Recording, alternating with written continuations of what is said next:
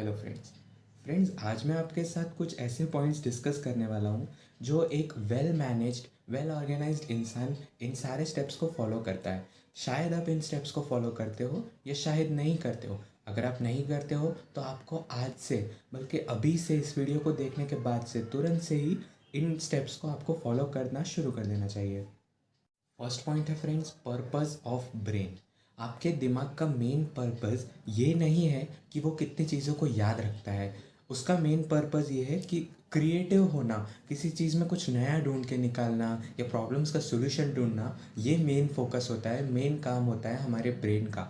Memory store करना ये majorly हमारा ब्रेन इस चीज़ के लिए नहीं बना होता है। दो हम करते हैं, कुछ चीज़ें हमें याद रहती है, कुछ चीज़ें हमें फिट हो चुकी होती है हमारे दिमाग में, पर हमारे ब्रेन का मेन फंक्शन जिस चीज़ के लिए वो मेनली बना है वो ये काम नहीं है। इसीलिए आपको कुछ चीज़ें जैसे कि जो आपको याद रखनी होती है, जैसे कि रिमाइंडर्स हो गए, कमिटमेंट्स हो गए, मीटिंग्स हो गई, कोई भी ऐसे काम, तो आपको वो याद रखने की बजाय आपको एक ऐसे सिस्टम को वो काम दे देना है कि जो वो सिस्टम उस चीज़ को, आपके कमिटमेंट्स को संभाल कर रखेगा और वक्त आने पे आपको उसके बारे में रिमाइंड करवाता रहेगा। अब इसके लिए आप हालांकि इसके लिए सेलिब्रिटीज़ लोग जो होते हैं पर्सनल सेक्रेटरी रखते हैं, असिस्टेंट रखते हैं, पर अगर आप में से कोई उन चीज़ों को अफोर्ड कर सकता है तो दे कैन। पर मैं इस चीज़ को प्रेफर नहीं करता हूँ। मैं फ्री ऐप्स को ही प्रेफर करता हूँ। मुझे ये अननेसेसरी खर्चा लगता है, जबकि ये काम एप्लीकेशंस कर सकते हैं, तो इस काम को मैं पर्सनल सेक्रेटरी को क्यों दूँ, जबकि मुझे प्राइवेसी भी चाहिए होती है इन सारी चीज़ों की। तो मैं क्या करता हूँ, दो एप्लीकेशंस है। एक तो गूगल असिस्टेंट, जो होम बटन दबाकर हम रखते हैं और वो माइक ऑन हो जाता है, हमें बस उसे बताना है रिमाइंडर, डेट, सब कुछ, और वो हमें ठीक से रिमाइंड कर देगा।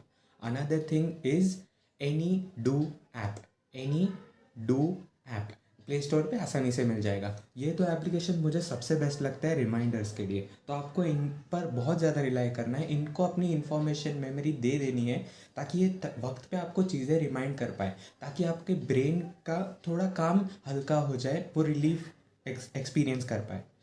सेकेंड पॉइंट और सबसे ज़्यादा इम्पॉर्टेंट पॉइंट है डेडलाइन।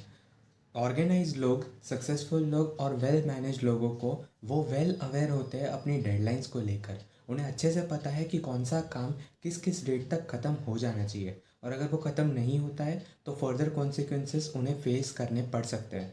तो आपको भी वेल अवेयर होना होगा कि अगर आप पढ़ाई कर रहे हो किसी एग्ज़ाम के लिए, तो आपको वेल अवेयर होना होगा कि मॉक टेस्ट की डेट क्या होगी या मेन एग्ज़ाम की डेट क्या होगी। उस डेट से पहले आपका जो है पढ़ाई का पूरा सिलेबस कंप्लीट हो जाना चाहिए। इसीलिए आप ये काम कर सकते हो कि आज ही आप कैलकुलेट कर लें कि आपके एग्ज़ाम को एग्जैक्ट कितने दिन बाकी है। इस चीज़ को आपके सामने रखें, और जैसे जैसे दिन निकलता जाएगा उस डेट पर, या आप टैली मार्क्स के थ्रू भी कर सकते हो। अगर 60 डेज बाकी है आपके एग्ज़ाम को, तो आपको ऐसे 60 मार्क्स कर लेने हैं, और जैसे जैसे एक दिन पूरा होता जाएगा तो आपको उस पर एक कट कर देना है। तो इससे होगा ये कि आपके ब्रेन को बार बार रियलाइज़ होता जाएगा कि हाँ, एग्ज़ाम पास आ रही है और मुझे पढ़ना होगा। ऐसी चीज़ से साइंटिफिकली प्रूवन है कि जितनी डेडलाइन पास आती है उतना प्रोक्रेस्टिनेशन, एक कहीं पे मैंने पढ़ा था किसी यूट्यूब वीडियो में, प्रॉबेबली एक टेड टॉक में मैंने ऐसा सुना था। टेड टॉक में वहाँ पे ऐसा कहा गया था कि एक procrastination monkey, like to make it more interesting and understandable, उन्होंने कहा था, वो स्पीकर ने कहा था कि एक प्रोक्रेस्टिनेशन मंकी नाम का एक एनिमल होता है हमारे ब्रेन में, और वो प्रोक्रेस्टिनेशन मंकी हमारे दिमाग से बहुत ज़्यादा टाइटली अटैच होता है, और उसको सिर्फ एक ही चीज़ निकाल सकती है, और वो है डेडलाइन मॉन्स्टर। डेडलाइन मॉन्स्टर उसे भगा सकता है। डेडलाइन जितनी पास आएगी उतना प्रोक्रेस्टिनेशन मंकी आपके ब्रेन को छोड़कर चला जाएगा। थर्ड पॉइंट है फ्रेंड्स, बैकअप प्लान, या जिसे आप कह सकते हैं बैकअप। फ्रेंड्स, ऑर्गेनाइज लोग या वेल मैनेज लोग हमेशा हर एक चीज़ का एक बैकअप प्लान बना के रखते हैं। इन केस वो प्लान फेल हो जाता है तो बैकअप प्लान ही होगा जो आपको सपोर्ट करेगा। फॉर एग्जांपल, अगर मैं कॉमर्स में और सीए के प्रोफेशन में अगर आपको एक चीज़ बताने जाऊँ, तो कोई भी सीए हो तो वो हमेशा 90% ऑफ द केसेस में वो बीकॉम भी परस्यू करता है। उसका रीज़न ये है कि सीए एक ऐसा कोर्स है जिसमें फेलियर्स आने के चांसेस काफ़ी ज़्यादा बढ़ जाते हैं। तो अगर सीए में अगर बाद में जाके स्टूडेंट को डिसाइड होता है कि मैं सीए मुझसे नहीं हो रहा है या I can't continue with this, तो होता ये है कि उसका बीकॉम तब तक कंप्लीट हो चुका होता है, या एटलीस्ट वो प्रोग्रेस में होता है, चालू होता है। तो होता ये है कि एक बार बीकॉम अगर कंप्लीट हो जाएगा तो ग्रेजुएशन कंप्लीट हो जाएगा, और उस ग्रेजुएशन के बाद काफ़ी ज़्यादा कोर्सेज, पोस्ट ग्रेजुएशन के लिए काफ़ी ज़्यादा कोर्सेज के गेट्स ओपन हो जाते हैं उस स्टूडेंट के लिए। तो this is just an example कि वो कैसे हर एक चीज़ का एक ना एक बैकअप प्लान आप क्रिएट करके रखिए। फोर्थ पॉइंट है फ्रेंड्स, टैग, या जिसे आप कह सकते हैं टैग्स। इससे कहने का मेरा ये मतलब है कि मार्केट में स्टेशनरी में आपको आसानी से स्टिकर्स मिल जाएंगे, प्लेन वाइट स्टिकर्स या colourful stickers, what ever it is, वो आपको आसानी से मिल जाएंगे। I am not talking about sticky notes. Sticky notes ऐसी चीज़ है कि वो बस एक पार्ट पे स्टिकी होती है और बाकी पार्ट पे वो स्टिकी नहीं होती है। मैं पूरे बैक ऑफ द पेपर वो स्टिकी चीज़ हो, मैं ऐसी चीज़ों की बात कर रहा हूँ। तो आप ऐसे स्टिकर्स परचेज कर सकते हो, और अगर वो नहीं है तो आप सिंपली आप ऐसा भी कर सकते हो कि आप वाइट कलर की टेप ले लो, सेलो टेप जिसे कि कहा जाता है, जो मेडिकल पर्पज़ के लिए यूज़ होती है। आपको सिंपली उसे निकालना है और चीज़ों पर लगा देना है। अब चीज़ें जैसे कि काफ़ी बार होता है ये है कि अगर बुक्स हो गए, नोटबुक्स हो गए, अब तो हम कवर नहीं करते, उन पर लेबल नहीं लगाते, जो कि ये सब चीज़ें ज़रूरी भी नहीं है। पर इट्स वेरी इंपॉर्टेंट कि आपको बाहर से उस बुक को देखकर पता चल जाए कि ये कौन से सब्जेक्ट की बुक है। तो आपको वहाँ पर इस टेप को एक छोटा सा पार्ट कट कर कर उसके फ्रंट कवर पर, जहाँ पे फ़ोटोज़ वगैरह होते हैं एकदम वो फ्रंट पर उस बुक के, वहाँ पे आपको लगा देना है और वहाँ पे आपको लिख देना है कि ये कौन से सब्जेक्ट की बुक है। प्लस आप ये भी कर सकते हो कि जो उसके साइड्स होते हैं, उस साइड्स पर पेन से या मार्कर से आपको उस सब्जेक्ट का नाम शॉर्ट में लिख देना है। हाँ, काफ़ी लोग इसे कहते हैं कि ये गंदा दिखता है। गंदा गाइज हमें प्रेजेंट नहीं करना है किसी को, it's for our organisation, our management. हमें इन चीज़ों को किसी को प्रेजेंट नहीं करना होता है। इट्स वेरी इंपॉर्टेंट कि आपको बुक को बाहर से देख कर ही पता चल जाए कि ये कौन से सब्जेक्ट की बुक है। अनदर एग्जाम्पल कैन बी जो नॉन ट्रांसपेरेंट डब्बे होते हैं किचन वगैरह में। आप अगर किचन के काम में इन्वॉल्व हो, या अगर वो चीज़ आपको आती है आपके डेली स्केड्यूल में, तो आप ये काम वहाँ पर भी कर सकते हो। नॉन ट्रांसपेरेंट डब्बों के बाहर उस चीज़ के अंदर, डब्बे के अंदर क्या है, वो आपको सिंपली उस पर लिख देना है और उस पर लगा देना है, जो बाहर से आपको देखकर ही समझ में आ जाए कि इस चीज़ के अंदर है क्या। फिफ्थ पॉइंट है friends, work place is equal to God. अब गॉड भी कह सकते हैं, या आप एक टेम्पल या मस्जिद या गुरुद्वारा, जिस किसी भगवान में आप मानते होंगे, उस चीज़ की जगह पर आप इसे रख सकते हैं। आप ऐसा कह सकते हैं कि जो वर्क प्लेस है, जिस जगह पर बैठ के मैं काम करता हूँ, या ऑफिस या एनीथिंग लाइक दैट, उस जगह पर, जिस जगह पर आप पढ़ते हो या काम करते हो, उसे आपको एक टेम्पल की तरह मानना होगा। और जब भी आप वहाँ पे आते हो, तब भी आपको उस वाइब को सेट करना होगा। आप उस वाइब में आ जाओ, ऐसा आपको एनवायरनमेंट वहाँ पर रखना होगा। सबसे इम्पॉर्टेंट चीज़, आप बाकी कोई चीज़ें रखो ना रखो, ये दो चीज़ें आप ज़रूर रखो।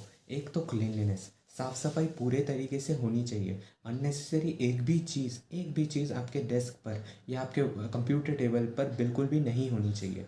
एंड सेकेंड थिंग, कि आप वो काम क्यों कर रहे हो, आप क्या चाहते हो, इस काम से आपको क्या मिलेगा। अगर आप पढ़ाई कर रहे हो तो रिज़ल्ट क्या मिलेगा, कौन सा रिज़ल्ट आप चाहते हो, एग्जैक्टली उस रिज़ल्ट का पिक्चर, या आप पेन से एक प्लेन पेपर पर लिख कर आपको बस वहाँ पे दीवार पर या सामने चार्ट पेपर पर उस चीज़ को लगा देना है।